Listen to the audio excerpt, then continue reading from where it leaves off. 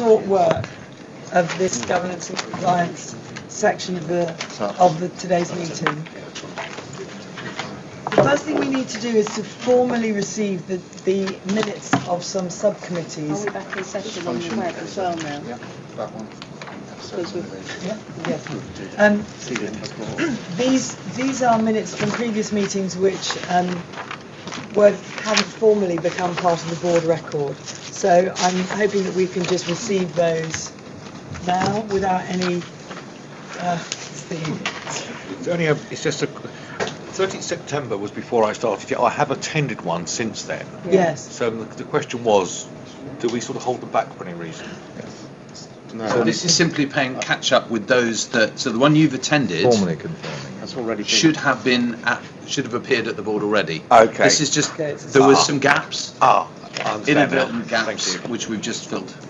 Now I understand. Thank you. Great. Thank you. So we'll take those minutes. We will then move on to Sue to tell us about the Clinical Governance Committee meeting of the 1st of April. Yes, as normal, it was a very heavy agenda, and in fact, some of the items on the agenda probably could have merited more discussion and time than we're actually had available. I won't try and cover everything, but just 3 or 4 things that just need to be brought to the board's attention. Firstly, as part of the process of ensuring that the committee and ultimately the board is kept advised of emerging patient safety issues, the committee asked for 2 reviews to be conducted. The first one was a 6-month review of all contacts which we've been notified of that a patient subsequently died following contact with the service. The review really, obviously all of those incidents have already gone through the standard process, but the reason for the review is to look at them in total together to try and identify whether there are any themes or new lessons to be learned from the process. And in fact there were, and the committee received a report around certain issues, particularly, for example, around telephone calls to nursing homes and also Cat-C calls into the service. But the committee received assurance that the issues had been identified and appropriate actions were in place to address those issues going forward. The second one was the review of serious incidents over the Christmas period. As you all recall, the board did express concern about the impact on the quality of the service given how busy it was over the Christmas period. So we reviewed each of the incidents that happened over that period, and we also asked for a review of the top 100 calls that waited longest, P1 calls that had waited unacceptably long period of time, to understand what the underlying issue was there. That's quite important that the board knows this, because 77% of those calls in effect were not breaches of P1 targets. They were a situation where a caller rings in, is prioritised as a P2 or P3, but is advised to ring back if their symptoms worsen. These calls identified were times when the patient called back in and were prioritised automatically as a P1, as our standard protocols are, but the clock was not reset. So the actual time that was measured was from the point the first call came in rather than the point that it became a P1. As a result, we had some extraordinarily long callback times, which actually were not proper breaches of the P1 KPI. No. So the situation was not as concerning as we all first thought when we looked at that information. Certainly in terms of the process that we go through, it's a very detailed process looking at serious untoward incidents, and there is clear evidence that the committee receives that the process identifies learning and that we make sure that any action points are implemented. The other area that we looked at in quite a lot of detail were two KPIs which constantly come up for discussion at the committee. Certainly over the last 3 to 4 months they have been read. Statutory mandatory training is an issue that you can see through the KPIs that are brought to board level. We have a target of 90% for statutory mandatory training, and we are currently sitting at 63% achievement on that statutory mandatory training. The committee wanted particular assurance, and was given that assurance, that that did not mean that we had anybody actually working on the front line today that did not have sufficient training in order to be able to do the job safely, which was the main concern of the committee. But there is clearly significant work to be done in addressing the shortfall on our training. And the second KPI was call review or call audit KPIs. One which is in terms of numbers of call reviews that are undertaken, we are at red on that, and the second is in terms of the quality that we achieve on those reviews. We have a target of 80% and are currently at 58% of those reviews that are either good or exceptional or excellent. There are lots of issues around how we do those reviews, and the process and the resourcing has changed, so it will take some time for those changes to be embedded, but we receive assurance at the committee that it's of priority at the moment in terms of making sure that those call reviews are done, both in terms of numbers and in terms of ensuring that the quality improves. We receive a service quality review on out of hours. The intention is that we discussed it in detail at the committee, but the summary will be brought to the next board meeting, which will give everybody an opportunity to ask any specific questions on it. I guess we don't have time at the moment to go through the detail of it. Suffice it to say, there are a number of issues that really need to be addressed, particularly going forward as a result of the 111 changes, and perhaps we'll discuss those in more detail when we come to them at the next meeting. And finally, we were advised that we'd had informal feedback. We've not received the formal report yet, but informal feedback that we were not successful in achieving the level 1 assessment for the NHS Litigation Authority risk management assessment.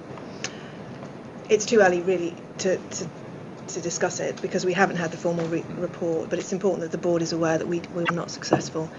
When the report comes in, I'm sure there'll be a more detailed report brought to the board. Thank you very much, Sue. Okay. Can I make one observation? There's an enormous amount of things that we talked about that we haven't just gone through, and I was just picking up that comment about the minutes. I know the minutes are available for the meeting, and but because they've not gone to the next committee for formal approval, they haven't come here, and I'm actually not sure that that's the right answer. I think if we were to bring them to the next board meeting that become available as draft, in recognition that they're not formal yet, it would avoid having to go through a huge amount of detail that is important, but yeah. I think it's a very good suggestion, with just the added loop that the chair of the committee signs them off before they come here. Yeah. So that our best attempt at the minutes without any glaring mistakes in them. Yeah, I think that would be a more efficient way of. And then we could report if there were any changes to minutes. Those could be highlighted subsequently as just a change to the minute, rather than having to bring the whole lot of minutes back again. I think it's best practice to bring them as soon as we can. Yeah. To it. Okay, good. Thank you. We'll put that change through. Excellent. Well, knowing that the full minutes will come next time around, are there any particular questions to Sue on the Clinical Governance Committee?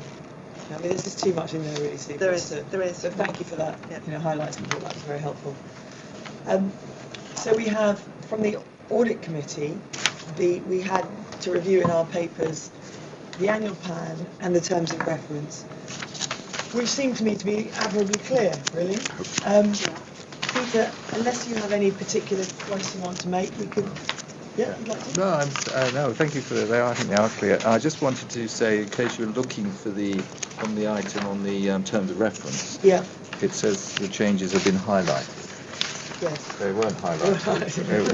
What it was about the whole paper. Yes, Yeah. it could have been the whole paper. But no, but the main point was the change from, just to clarity, to have 4 non-execs on the audit committee, and Tim obviously has agreed to serve. So I just thought, in case there was a mystery about it, that was the issue. Great. Okay, Other thank than you. that, thank you. Any questions on those 2 papers from the audit committee? No? Okay. We also had, Tim, your finance committee's annual plan, which again I thought was clear and succinct. Any questions to Tim on the finance committee annual plan? I particularly liked the tables actually in both. I thought they were admirable, and having myself agreed to chair an audit committee somewhere else, I'm going to tuck the audit committee plan under my arm and take it with me.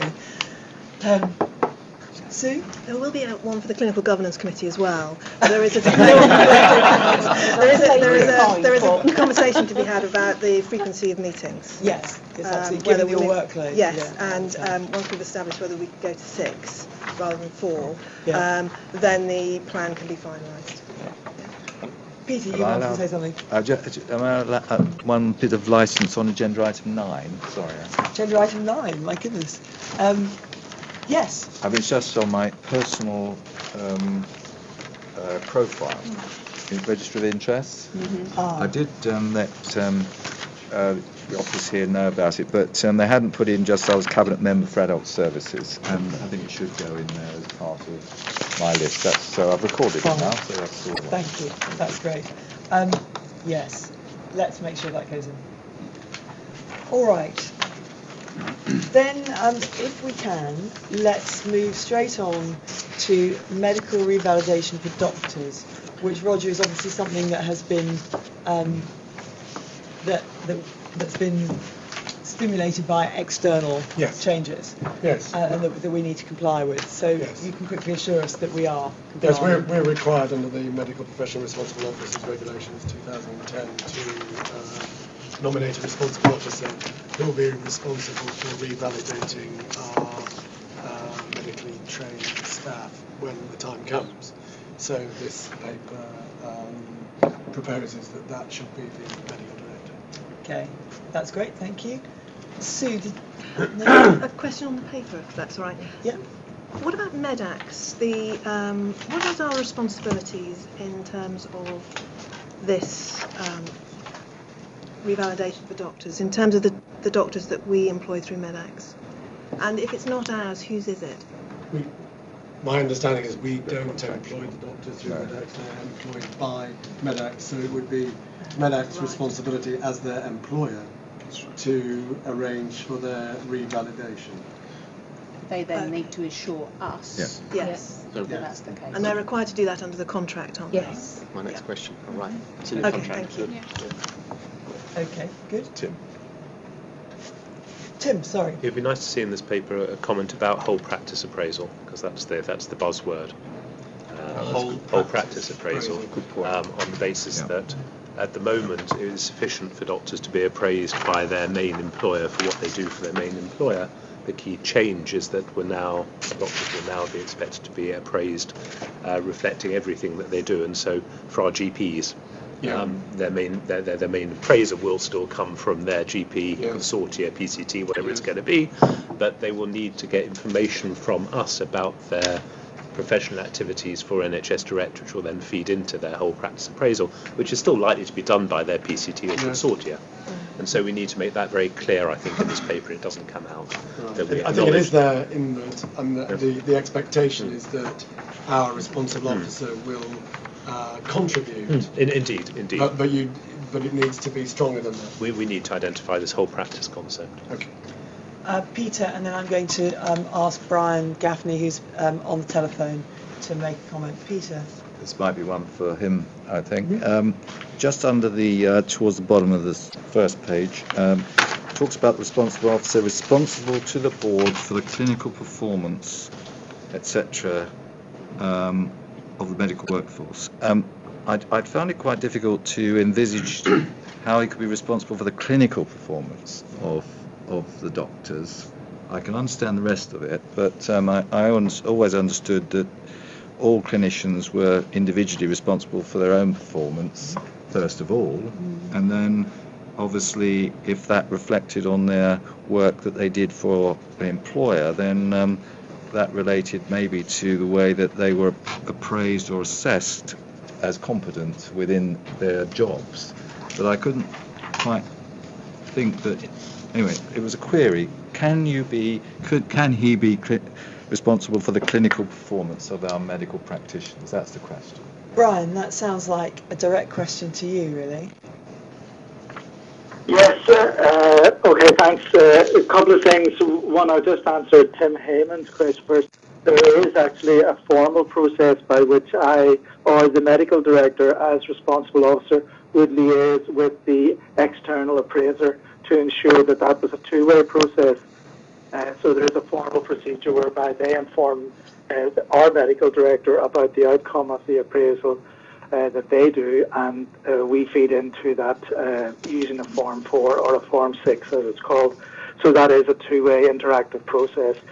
In terms of the responsibility for the clinical performance, yes, the doctors who are employed by NHS Direct will have a role to play in the clinical directorate, and therefore their performance for us will be appraised and assessed as part of their role in NHS Direct, and I will be responsible for the whole process by which that takes place and ensure that I can feed into their performance appraisals, in other words, their performance management, and also ensure that they have an overall medical appraisal.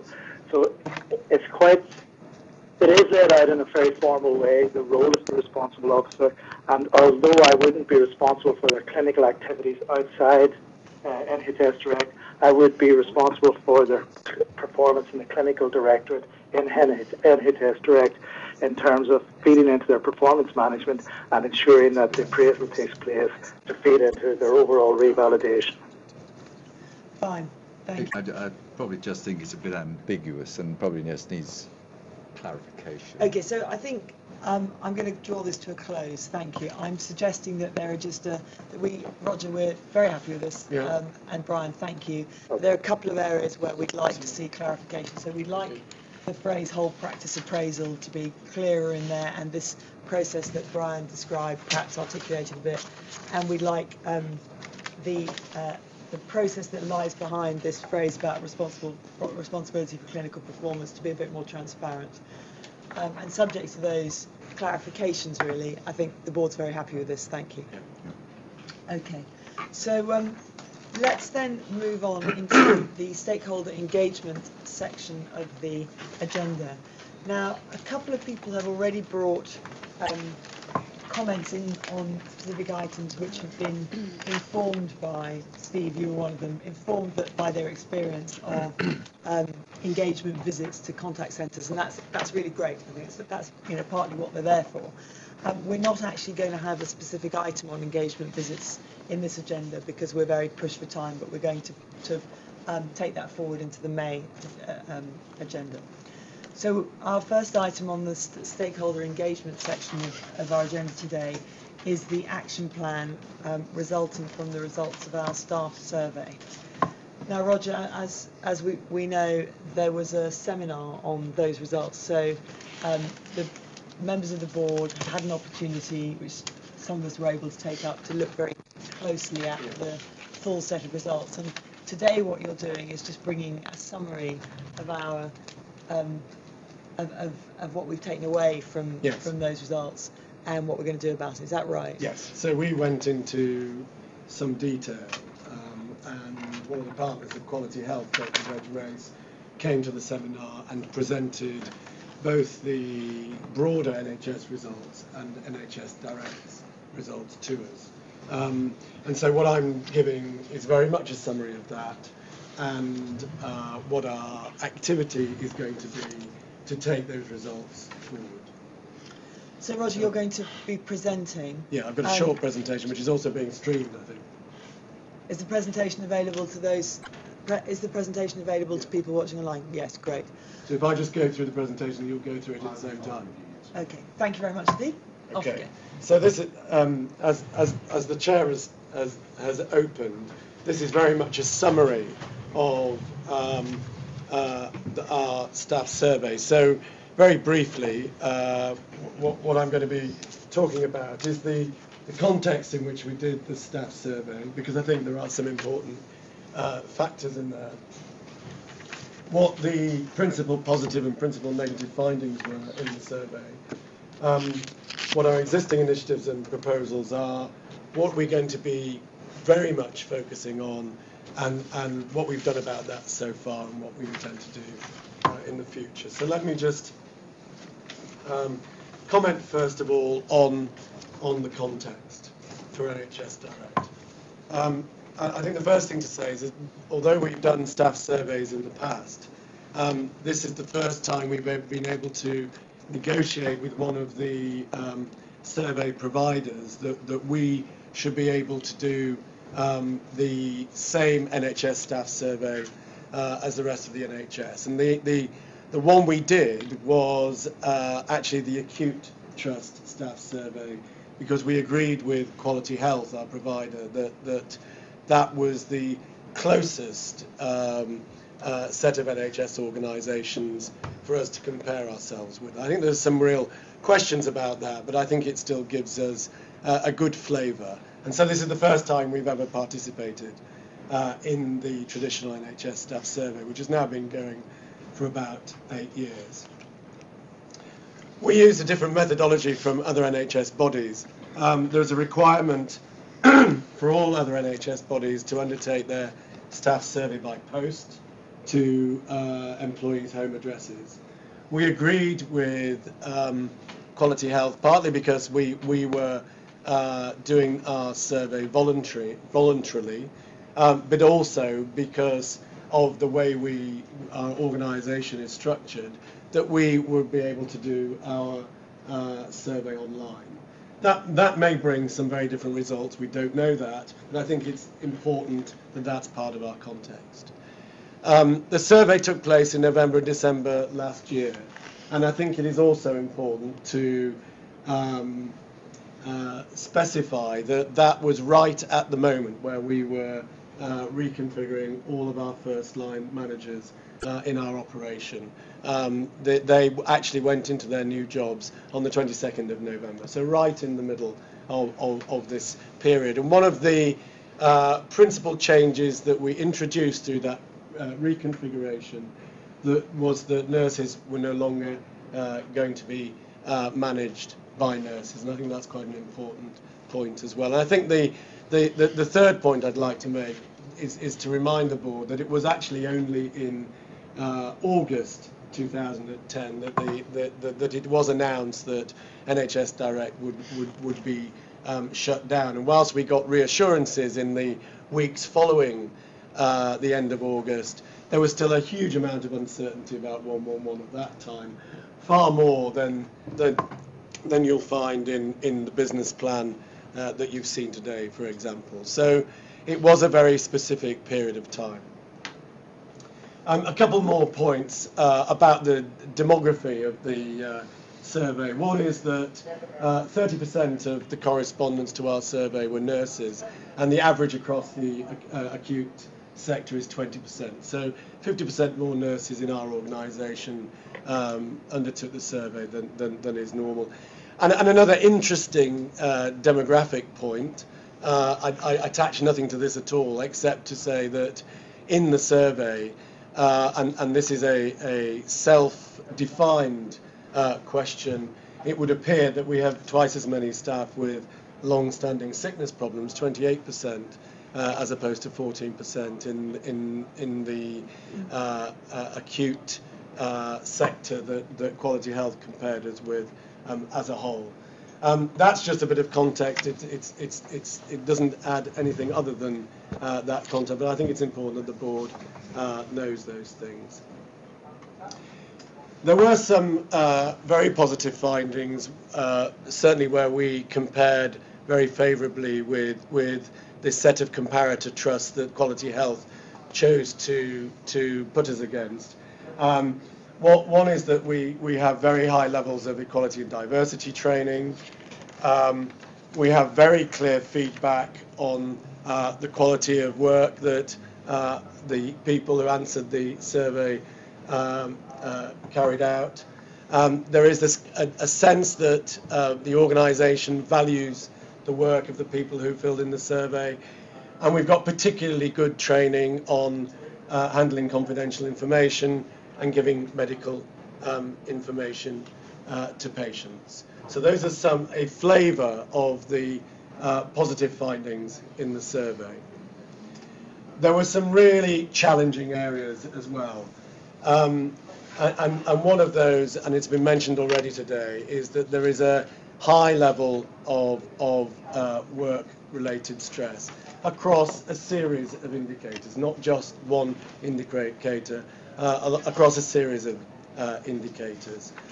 Our level of appraisals amongst the survey group is almost 60%, and that's now 70% in the comparator group. So there is clearly a lot of work to ensure that the number of people who undertake appraisals increases before the next time that we're surveyed. In volume terms, it would appear that we get high levels of verbal abuse from patients compared to acute trust. Now, I think we have to approach this number with care, because if you think that our frontline staff have up to 6 contacts with the general public every hour that they're working, then the chances are that they will have a lot more individual contacts than the comparator group in acute trust. And so, although high levels of verbal abuse from patients is a real concern and something that we will address, although we do already train our staff very well on dealing with all sorts of different patients, that is something that came over as very high. Communication is not considered effective through the organisation and on a number of different indices. The senior team is not seen to act on feedback, and across a number of indices it's clear that we need to continue to work hard to promote team working. So that's a flavour of some of the areas for development. None of the results in the staff survey came as a complete surprise to us. We've already been working in a number of areas where we know that we need to improve. You will recall that our Great Place to Work paper came to the January board, and that is in the process of going through the business case process for 2011-12. We got feedback around our engagement with staff about the business planning that we did between November and January that backs up some of the findings in the staff survey. And we've been doing some work with a multidisciplinary group around our values, and quite a lot of the findings in the staff survey chime with the work that the Values Ambassador Group is doing as well. We are reviewing our first line manager reconfiguration, which, as you know, was completed in November last year. We're doing a 6-month review of that, and we expect that work on things like team working will come out of that. That will be reported to the June board, but we are anticipating some of the findings from that already. And we've already got a number of initiatives in place to improve the way we manage the organisation. We have a senior leadership development programme, and we've got a competent manager programme for first line managers.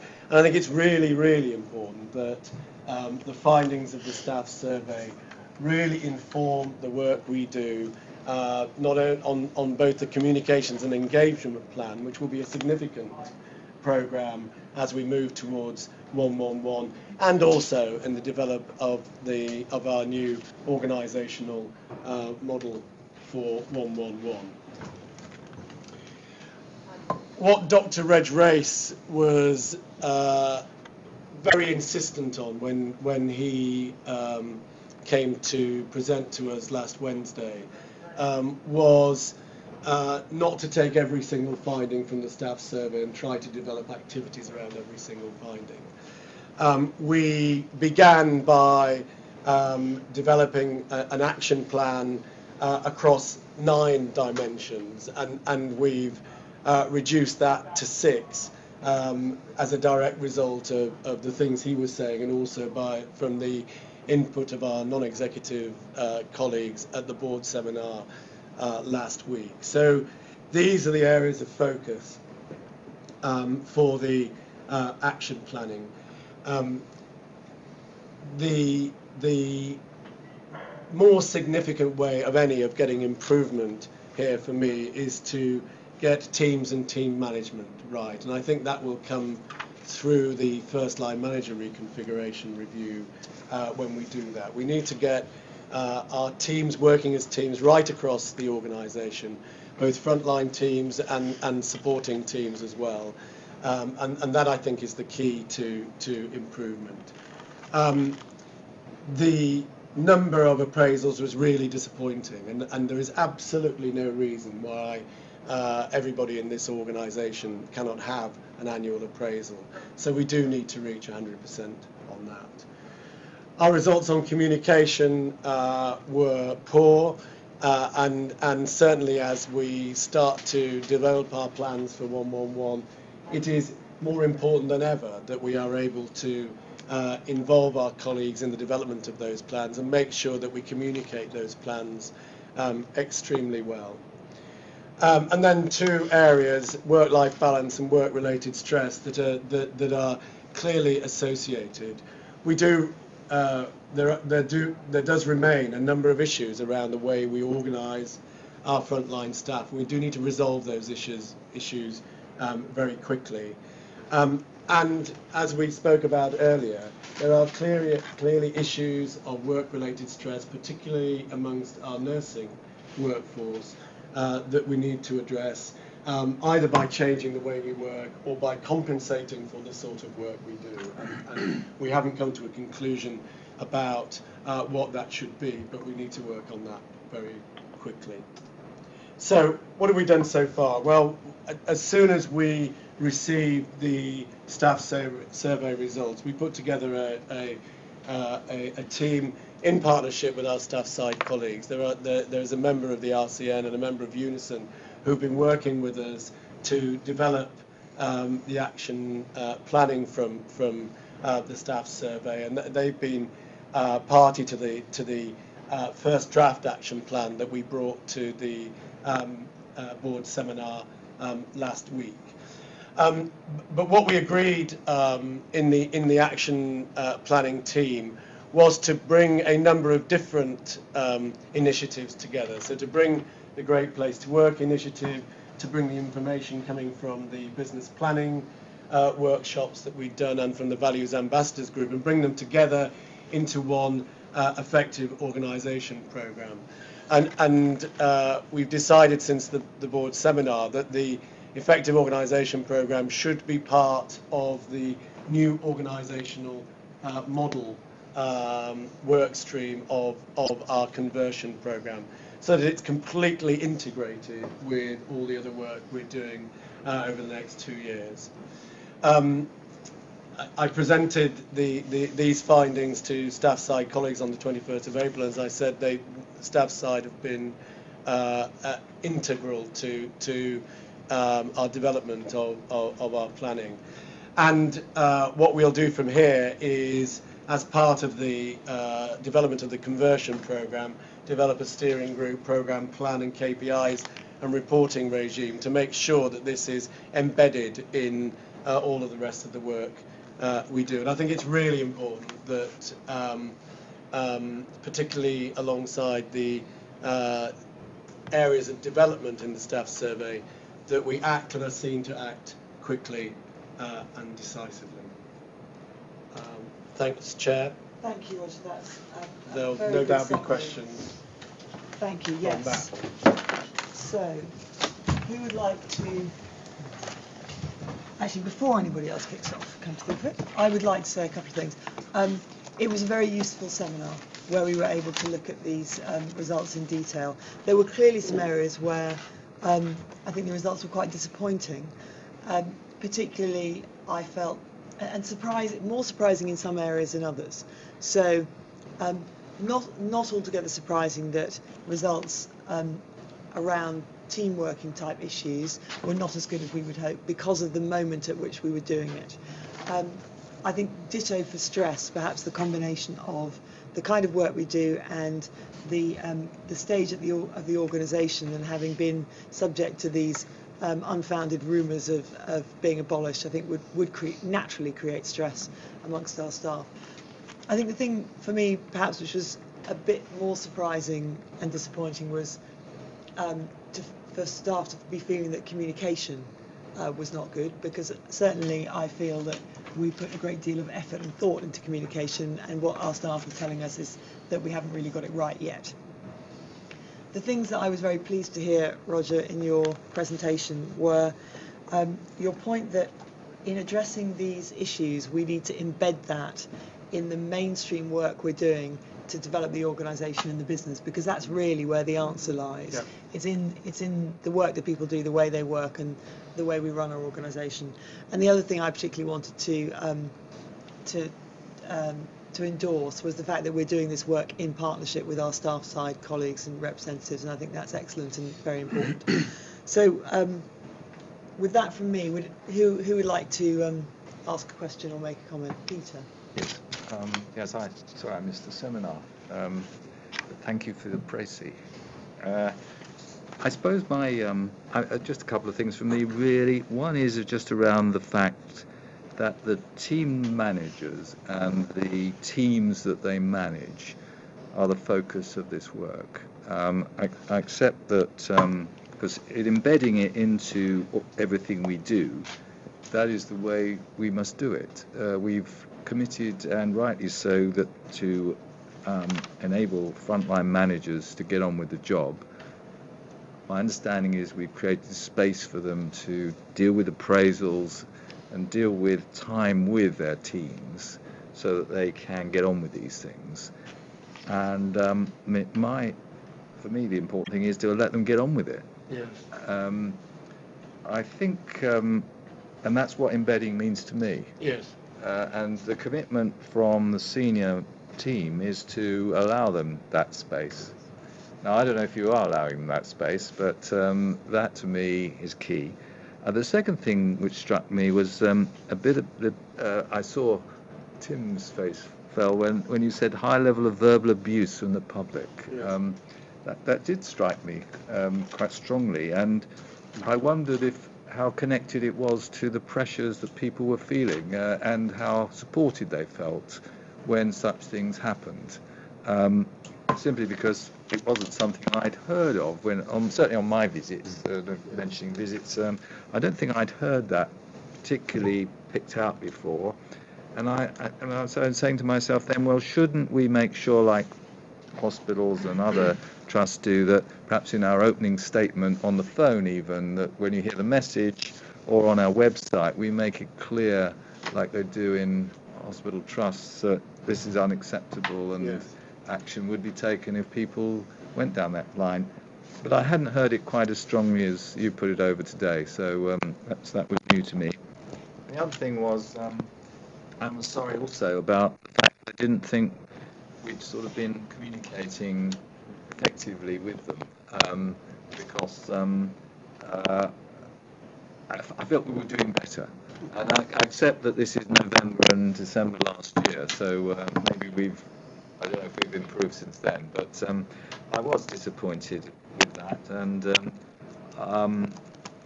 because we were going to do this cascading, weren't we, from board meetings and listening back up, and I don't know if we've started all that yet, but to me that was important commitment that we gave, and again that would focus on the team managers, to do that work, because they were taking the messages down and reflecting them back up to us, and I feel that would help to improve on our relationships if they are at not as good an ebb as we'd like.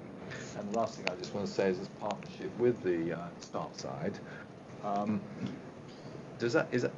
not quite sure if staff side equals trade unions or it means staff in a more generic sense. And I was just testing that out because I think it's all our staff we need to be concerned with.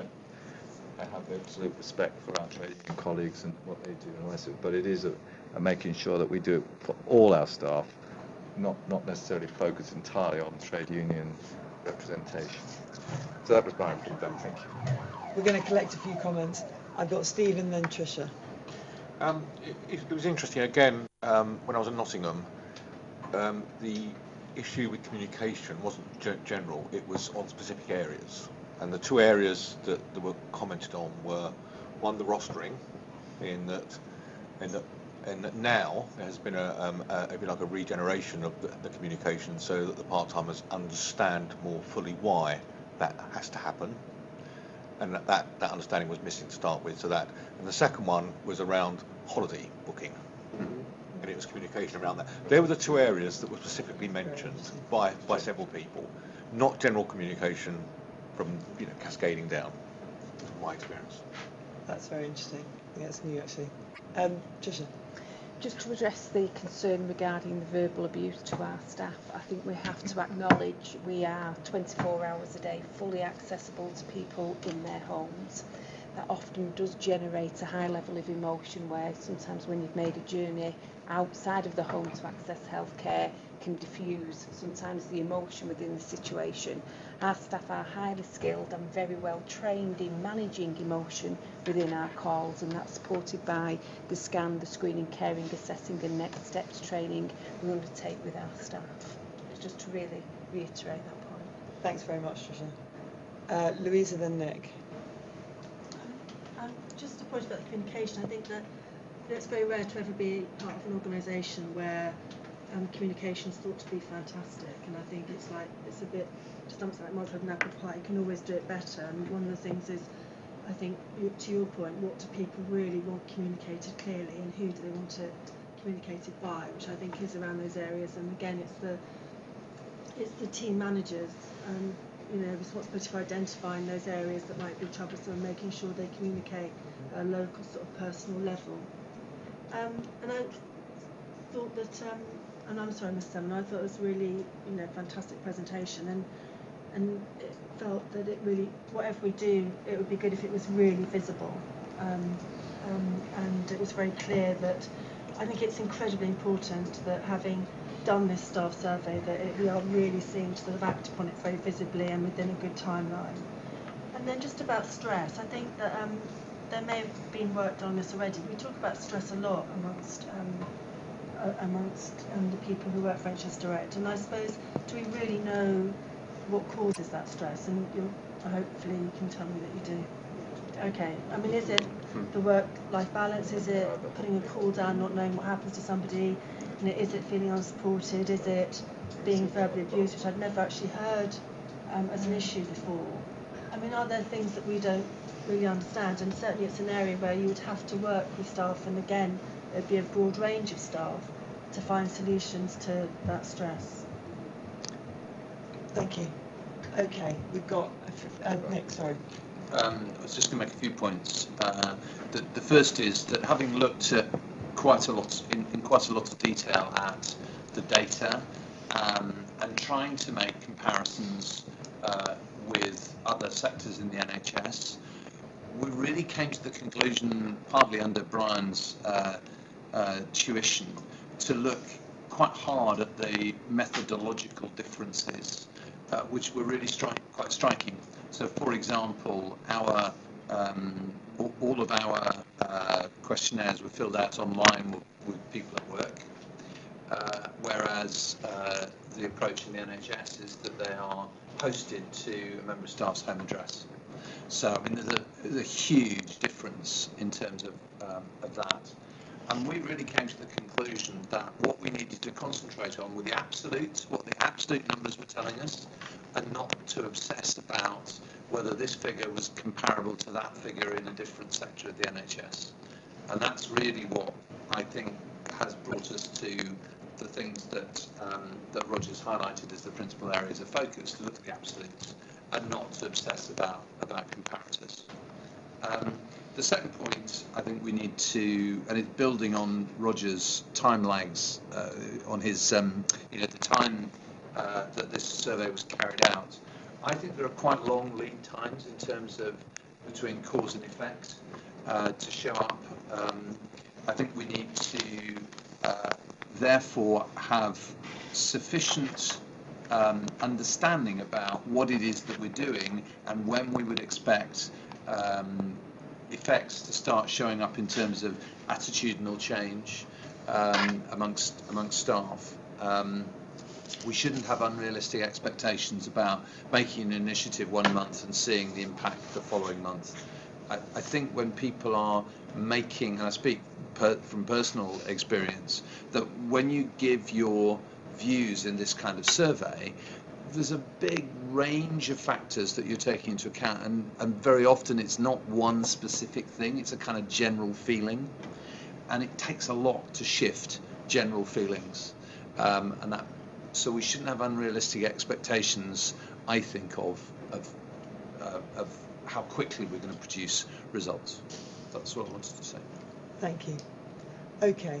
I would then like to thank you, Roger, for doing that, to sort of register the fact that we have heard that there are some significant issues here.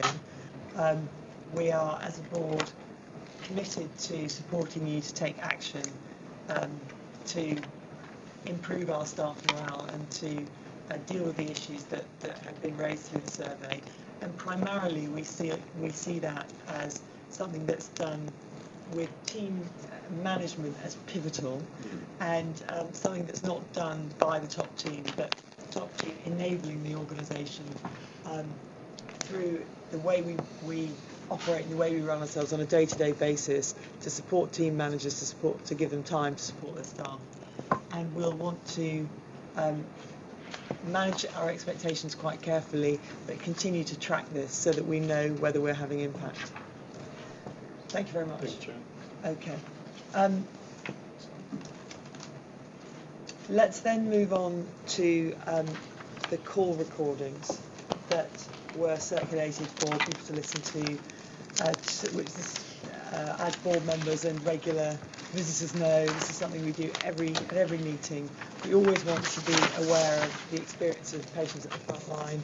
We want to have an opportunity to talk about issues that are visible in the way that the experience that our patients have. We tend to focus on different things at different times. This most recent set of call recordings will be introduced by Tricia, but before I ask her to do that, is there anybody who has not had the opportunity to listen to the calls? Is everybody around the table? Helen, you haven't? You haven't? Alan hasn't? Okay, everybody else around the table? Catherine hasn't? Everyone else around the table has listened to the calls? Good, that's great. Tricia. Thank you, Chair. These two calls were succinct, I would say. They were brief, and they are a reflection of the out-of-hours services that we provide. And the board will recall that we offer a variety of services to our GP out-of-hours services, some of those being first contact. And the first call members listened to reflected that service where the patient called into the service, had their demographic details taken and a history of their child's complaint, and then they were advised that the out-of-hours provider would actually call them back. And the second patient was an example of our fully integrated service where the caller with some symptoms of a sore throat rang into our service, had demographic details and prioritisation of their call taken by our health advisor, and then received a call back and undertook a comprehensive assessment by a nurse and given some self-care advice. Within the paper, it also describes what would have happened in a hypothetical situation should those patients have accessed via the 111 service. And in the first example, the call would have been handled and one transferred through for clinical assessment.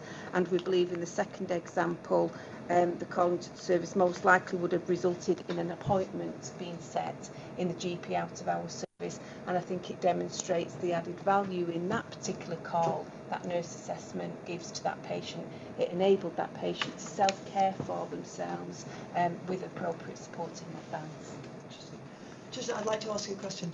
I mean, as people who've accessed these calls will know, they come as a heavily safeguarded package with passwords and encryption and so on, and they're not actually all that easy to manipulate, I find.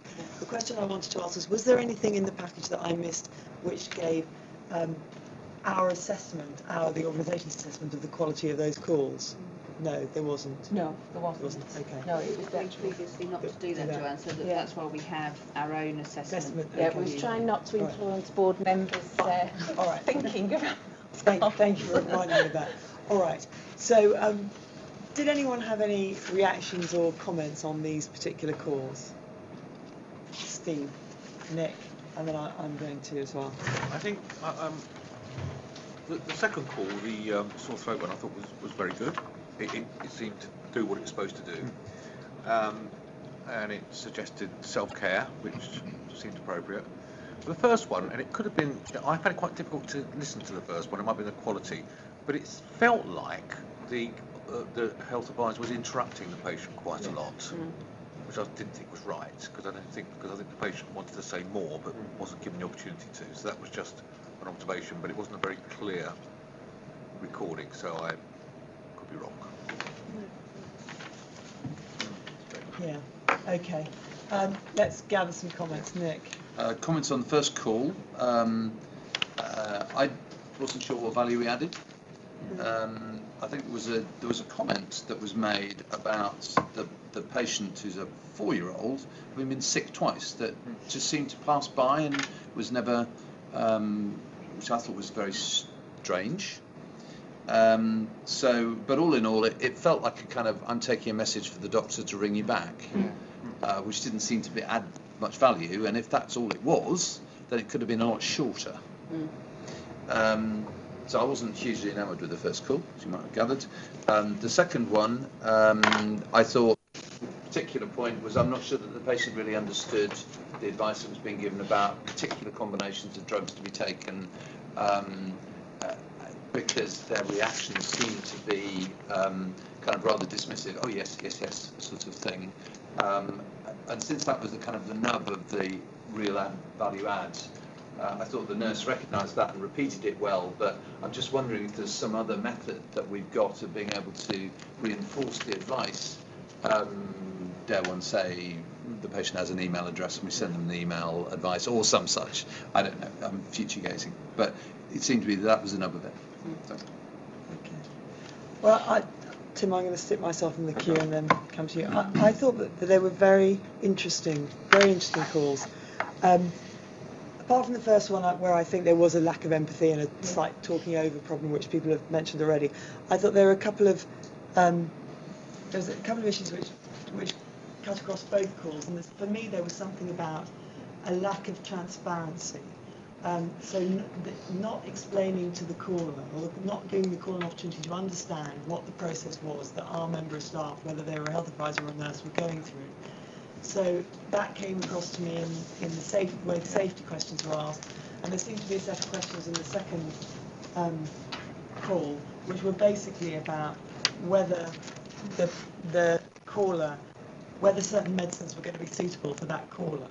But they seemed to come out of nowhere, and I'm not sure it was clear to the caller why those questions were being asked. So I feel that we still, as an organisation, have an issue about we go through a process which can feel to the patient as though it's a process for our benefit rather than for their benefit. And we don't offer them options, and we don't support the way that we go through our process doesn't tend to communicate that we're supporting them to make a decision. It's about we go through a process, then we can tick our boxes and we can tell you what to do. Now I know that's not what's going on, but that I think is too often how it can feel from a caller's point of view. And then my final comment was about the first call again. I felt a great deal of empathy for the caller, because I think that she went through an experience which I quite often have when I call the service, and I think it's because it's a clash between fixer behaviour, going back to our value proposition, and the way that our service can deal with people.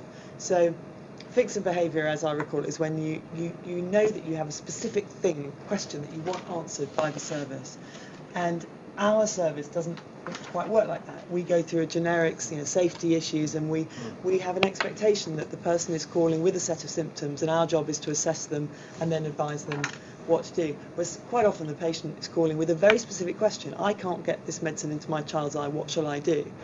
And I don't think we're geared up very well to deal with that. And that's often my experience with the service. I have a child with spots on her hand, I know what's wrong, I've looked it up on the internet, can I send her to school? That's the question I want to know. And our service isn't geared up to give me an answer to that. I don't know if we've got a solution to that particularly, but it seems to me to be a really fundamental question for any provider of remote assessment, that the model of what we think we're doing and what the patient actually thinks they want when they ring up. Tim, then Louisa. Can I just respond to what you said first, and then I've got two comments. Firstly, I shared your view about being specific on answers and us being long-winded until I listened to a call at Nottingham on Friday, when throughout the call new information was coming, and at the end of it I thought, thank goodness we're being systematic with the process here, because we would never have drawn out this additional information, which you just didn't get in the first 30 seconds. So, but I agree with you, Joanne. Somehow we've got to find a way of accommodating that, because we probably saw two different ends of the spectrum there. On these calls, I think the first one was really worrying, because there's no doubt that the mother was very concerned and very agitated and maybe just a little bit upset. I'm not an expert in, you could get that from the telephone, and our person responding didn't pick that up, and that was really worrying, because there were definite signs there. The voice was raised. I mean, I'm sure people around the table can advise me better, but I could tell that person was pretty agitated in making the call, and we could have responded in a different way with options. Then on the other call, I don't know whether it was just me, but I could hear another call in the background on one of them. I can't remember which one it was. The second one too. Was it? And that was pretty worrying. So in the middle of the conversation, I could hear, "Hello, this is NHS Direct," blah, blah, blah, blah, blah. And I don't know what we do about that with proximity microphones or whatever. Trish, it's the very first time I've ever experienced that. In all the call recordings I've listened to, I've always heard the general hum in the background, but I actually made the note myself. This is the first time. There was no patient identifiable information, but you could clearly hear the person next to them asking the patient additional questions, and I've never experienced What that. are we going to do about that, Trish? Well, I'll need to find out where the call was taken, the environment they're working with, and was that particularly an exception, or what are the circumstances for that environment, because that could have been distracting both for the employee and the patient as well. Yes, and I mean, proximity microphones, I know have improved incredibly over the last few years. Maybe we need to look at the equipment, I don't know. Yeah. I'll let you. Was that about that specific proximity? No, okay. So we've got Louisa, Renette, Tim. Yeah, I mean, in some ways I'm trying to avoid repeating some of what you said, but I may find that I can't help myself. I mean, I think the first call there was, I think you summed it up beautifully, Nick, about that sort of value added, but I felt that we could have very much supplied some sort of value there, because there was a mother who was distressed. He really wanted to know, how do I get how do I get stuff into my kid's eye? I'm worried, should I take him down to A&E? And I've heard other calls where I'm sure the person would have been able to, you know, provide the empathy, provide a better answer to why she shouldn't just troop down to A&E. And I heard on that call, and perhaps to safeguard that, that you know, to safeguard the consistency of response. You know, I agree with Joanne. I often feel that there needs to be, you know, almost a scripted account of what is going to happen. You know, thank you for calling us. I'm going to do this for you, and to do that, I'm going to have to ask you some, you know, questions to find out, you know, how safe your child is and where to get the best information for you. So you're actually sort of selling your service, you know, and saying we're going to do something good for you. Because I didn't get that at all from that call, and often I think there is a mismatch between what the person expects. They don't get NHS Direct as a triage service. They think they're going to get an answer to their question. And speaking to that, if we're looking at the world of selling our services, what proportion of our calls do we think really are that?